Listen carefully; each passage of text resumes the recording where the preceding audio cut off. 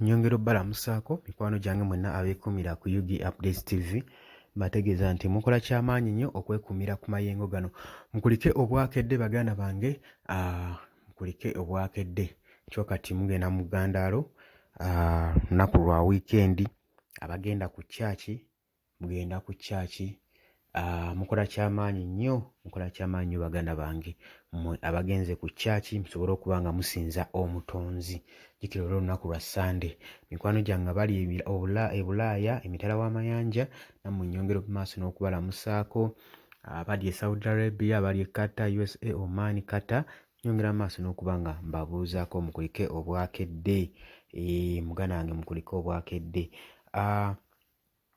Kati nno wenjigidde ku mpewo, njagala okutegeeza nti gavumenti ya Uganda erina enteekateeka okuinterruptinga intanenti okusinziira ku kyeyo ku kiseera ekijja ekyabeekalakaasi ekigenda okuba nga kitegekeddwawo nga 22 oba ne ku Mmande. Gavumenti ebadde n'enteekateeka eyo ey'okuba nga egenda kuinterruptinga intanenti, egenda kuggyako emikutu gwa mpuliriza. Kakati ago g'oba osuubira ge nkuleetera mukwano gwange ggwe eyeekuumira ku UG Updates. Yonna gy'osinza okuba ng'otuwuliriza okola ky'amaanyi. Gw'atanaba kuba ng'osubscribinga nkutegeeza mukwano gwange genda maaso subscribinge, sharinga, commentinga. Mikwano gyange mmwe abali eyo nga tonaba kuba ng'osubscribinga, nabaga waliwo mmwe abalina channels endala, ng'olina channel oli eyo, muganda wange kutegeeza nti no sharingako sobola okutambuza ekigambo ky'enkyukakyuka gwe omukwano gwange ali eyo. Omulwadde nkusaasidde nnyo, Mukama Katonda agende maaso n'okuba nga akusuusa. Naawe afiiriddwako we, sabye Mukama Katonda agire nga akugumya gwe omukwano gwange ali eyo. Biseera bya kwegendereza ate era biseera bya bwavu, so obuvubuka munyiikire nnyo okkola, munyiikire nammwe abali basindikira ssente nga olina muganzi we yagenda e Bulaaya, zikozeseemu ekyamakulu abanga azikusindikira gwe mukwano gwange, kuba kati ensi we yakyuse, ebintu byatabuseemu. Wali obisuubira si we biri kati gwe mukwano gwange ali eyo. Bannakyeyo mwenna abali eyo, Uganda ekaluba, ebintu si byangu eno. Mukole nga mulina strategy, nga mulina plan, nga mulina ideas eziddako. Kola ng'omanye ekiddako. Omanye omuntu kasita omanya w'oli osobola n'okumanya, kasita omanya gy'ova osobola okumanya ne w'oli, ate w'omanya w'oli osobola okumanya ne w'ogenda. Waliwo nze ebiseera biri twabeereranga mu kyalo eyo, nga tugenda mu kyalo okukyala, twatwalanga ebbanga nga tetugenda mu kyalo emyaka n'emyaka. Kakati ffe twategeereranga ku muti, bwe twatuukanga ku kkubo eriweta ewaffe waabeerangawo omuti gw'omusizi. Kati nga buli w'ozuukuka ng'obadde weebase mulukajjukira ogenda luba luwanvu, osoozuuka n'ogamba nti tutuuse ku musizi wano we tukyeyeza, naatera okuweta ludda wa ewaffe. Oba okitegeera. Kati akabi kajja nga baatemyewo omusizi gwe twali tumanyi, baatuyisaako kko ku kikubo ekigenda ewaffe, kuba lwa nsonga twali tetumanyi we tuli, nga n'omusizi tugunoonya tegukyaliwo, baagutemye. Kati gwe muganda wange ojja kudda eyo weebake, ebintu bikuyiteko eno mu Uganda, ogenda okujjukira onoonye ewali omusizi nga gwatemwa dda, nga tokyamanyi wammwe ekkubo likwata wammwe. So beera bulindala, beera vigilant ku buli kintu ekigwawo, beera ng'okimanya. So nja kusaba osubscribingeko eno channel obeere updated buli kimu ekigenda mu maaso mu ggwanga lyo, gwe mukwano gwange eyeekuumira ku UG Updates TV.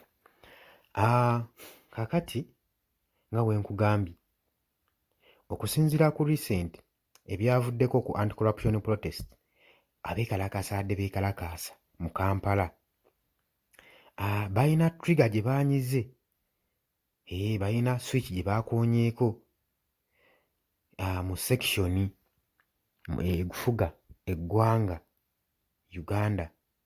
Kati section eno eba etwala public. Babeera nga balina possibility yonna nga gavumenti ku intaneti okugijjako. Osobola okitegeera kyengezaako okugamba. Nti kyengezaako okugamba nti luno olw'okumaakinga ogenda ku paaliyamenti, bo bagamba nti nno lwasinga ku coordinatingibwa ku social media platforms, emikutu gimiyunga bantu, gimigatta bantu.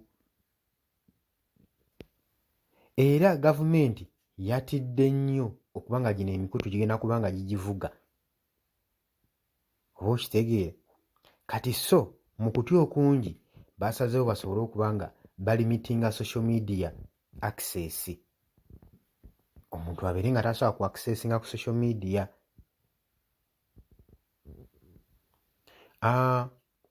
Ebyo ebiteebereza bye tuteebereza biri nti mu nnaku zino intaneti ekiteeberezebwa okuba nga ejja kuggyibwako mu July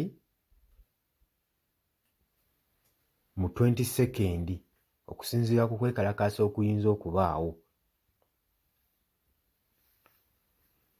Gavumenti eno teyina nnyo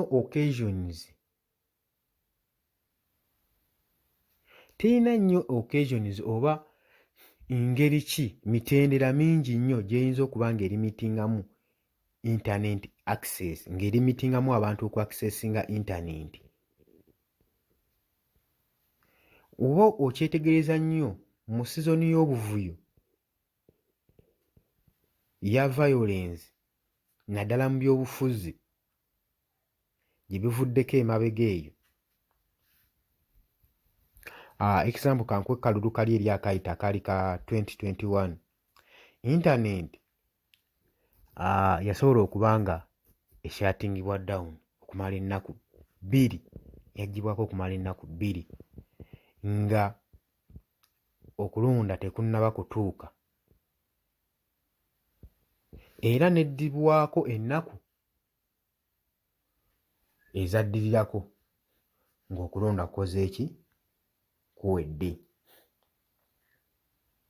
Tujjukira bulungi nnyo ne social media platforms, Facebook nayo baagibaaninga mu nsi yaffe paka olunaku olwaleero. Oba okitegeere?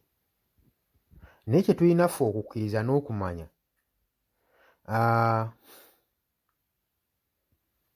gavumenti ng'ekulemberwa Mwami Museveni tetusuubira nti nno okuddamu okuggalawo intaneti ebbanga eddala lyonna lyonna, kubanga nze kyemmanyi gavumenti yaffe eno yeetaaga intaneti n'okusinga ffe ate. Okusinziira ku byaliwo emabega, baakizudde nti nno leero agyetaaga nnyo nnyo nnyo nnyo nnyo nnyo, kubanga okusavaivinga kuyimiriddewo ku Facebook. Oba obadde kati tokimanyi, kuyimiriddewo ku social media naye kati takyayinza giggala, kubanga kati State House yatandika dda okwemployinga abakozi nga bawera mu 100 ne bateeka mu ICT departments ku nsonga eno yennyini nnyini ey'okubanga kuba yakizuula nti nno opposition egikubira nnyo ku social media. Oba okitegedde? Okusinziira nti nno kati political campaigns yatandise oziteeka mu social media basobole okwengaginga public ne opposition. Ekintu ate ekitaaliwo mu biseera biri baali tebazuukukanga bwongo. Kati so gwe muganda wange weegeneze, si buli ajja ku social media nti agenda kubeera munno, nti mulwanirira bwenkanya, nti mwena mwenna muli ba freedom fighter. Ekyo olina okimanya, kubanga kati gavumenti yategedde nti ekifo ky'okulimitinga internet and social medias, gavumenti yayize nti eba edeployinga ba agents basobole okudisruptinga okuinterruptinga online. Kimbadde ntegeeza nti gavumenti tesobola kubanga mu kifo ky'okulimitinga social media egenda kubanga edeployinga abaana basobole okubanga ba-interruptinga ba-engaginga ku ekintu kyonna kyonna ekigezaako okubanga kiwakanya gavumenti, basobole okubanga basaasaanya information eri controversial ku kintu kye muba mukola mmwe ba freedom fighter. Oba okitegedde mukwano gwange? So mubeere beegendereza, si buli muntu avaayo nti freedom fighter, si muntu avaayo ku social media temulina omumwaniriza. Mubeere mbulindaala, abasajja baakitegedde nti mubakubira nnyo ku social media platform. Kati ate tebasobola zirimitinga kuba nabo bazeetaaga n'okusinga ffe.